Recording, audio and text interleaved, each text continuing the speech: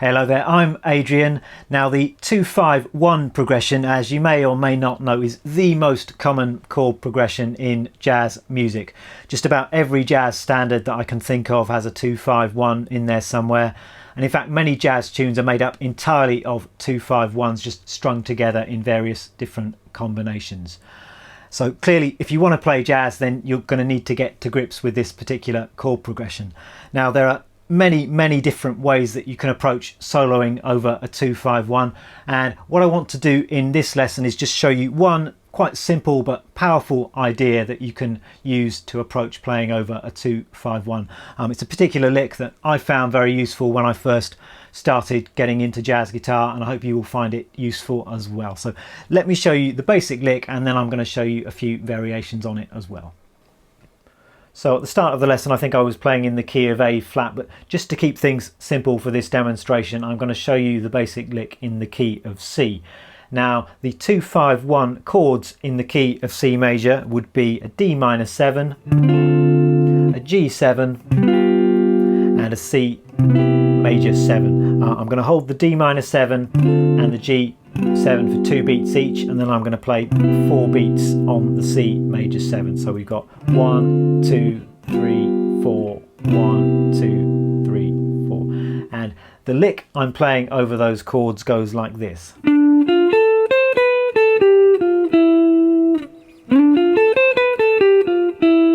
And it's a very simple lick, but you can hear how it perfectly outlines the sound of those chords. So let me take you through the actual notes. We're going to start with the 12th fret on the 4th string. I'm going to play that with my 3rd finger.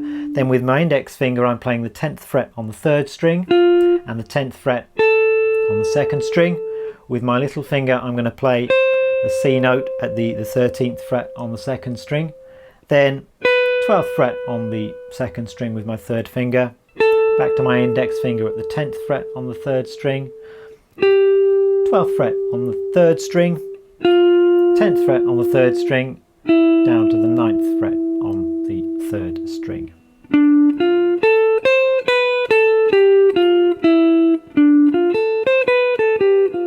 Now all of the notes I'm playing there are actually just taken from the C major scale, but what's nice about this is how it really does sort of outline the sound of that 2-5-1. So let me quickly analyse what is going on here. We're starting off on a D note here, which is the root note of our 2 chord, the D minor 7, and then we're actually just going up a D minor 7 arpeggio. You've got the root, the flattened 3rd, the 5th and the flattened 7th, and then that note there, the C note, is resolving to a B, which is the 3rd of our G7 chord. And that's often the key to creating strong jazz lines, is to resolve your licks to the strong notes in each of the chords. Often these are called guide tones, so the 3rds and the 7ths of particular chords, which really give the chords their character. So you can hear how this lick goes up the minor 7th arpeggio and then resolves onto the G7, 3rd of the G7 chord at exactly the right time.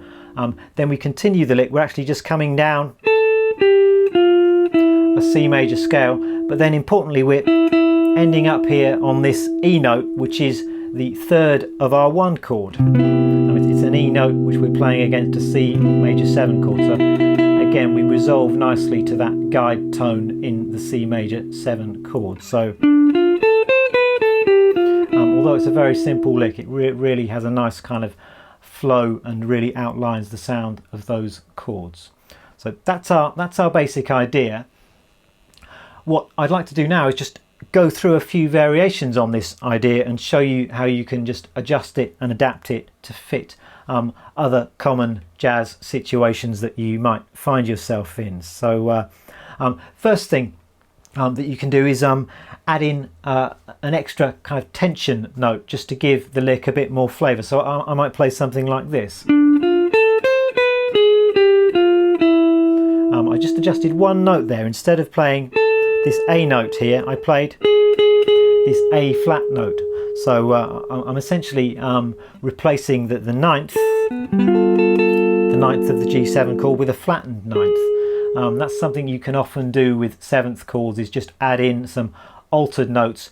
Just gives a bit more of a feeling of tension, and then more of a feeling of release when you finally resolve to that one chord. So I think this is a good variation on the basic lick. It starts the same way, up the minor seventh arpeggio, play the B note, the third of our 5 chord, but then instead of playing that 10th fret note on the second string, I'm going to play the 13th fret on the third string, and then come down the same way. So it's more or less the same lick, but this variation just has a bit more tension to it.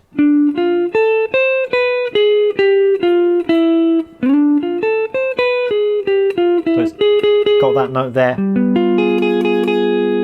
Sort of gives you a kind of G7 flat 9 kind of sound. Now, very frequently you might come across a minor key 2-5-1, and once again our basic lick can just be adjusted to fit those chords. Now the chords to a minor 2-5-1 in the key of C minor would be a D minor 7 flat 5, G7 and a C minor 7, and all we're going to need to do is adjust a couple of notes in our lick, and we can make it fit those new chords. So to start with, instead of playing up a D minor 7 arpeggio, we can make that into a D minor 7 flat 5 arpeggio just by changing one note. So instead of playing that A note at the 10th fret on the second string, we're going to replace that with this A flat note at the 13th fret on the third string.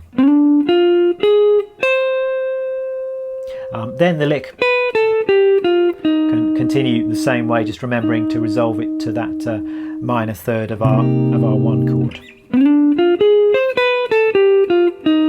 And of course you can play the version of that which has the altered note over the 5 chord as well.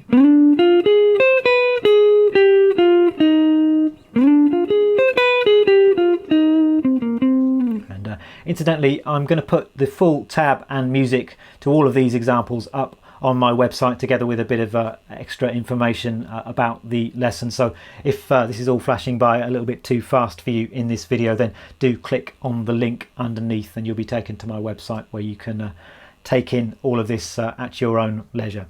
So I hope by now you're starting to see just how powerful this particular idea is, and how easy it is just to adjust it to make it fit various common jazz situations. I'm just going to show you one more example today. Now the lick as it stands fits over what I call a short 2-5-1. That is a 2-5-1 progression that lasts for 2 bars. Equally common is to find a 2-5-1 that stretches over 4 bars. So instead of 2 beats, 2 beats and 4 beats, we'd have a bar on the 2 chord, a bar on the 5 chord and 2 bars on the 1 chord.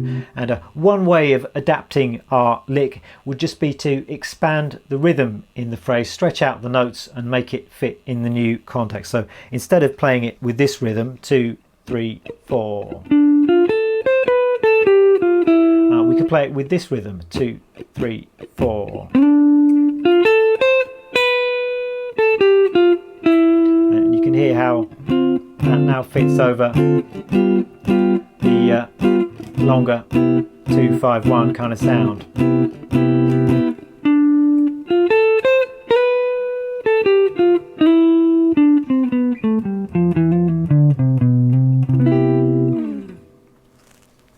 So have a good play around with this lick. I think you'll find that the possibilities are almost limitless when it comes to taking this basic idea and then adapting it to fit various common jazz situations. Lots of things you can try here. First thing to do would be to play it in all 12 different keys. Then you might like to find some other places on the neck where the lick will work. And then obviously you can try using the lick yourself when you're improvising over jazz tunes. So I wish you luck with that. I hope you have a lot of fun, and I hope to see you for some more lessons again very soon. Bye bye.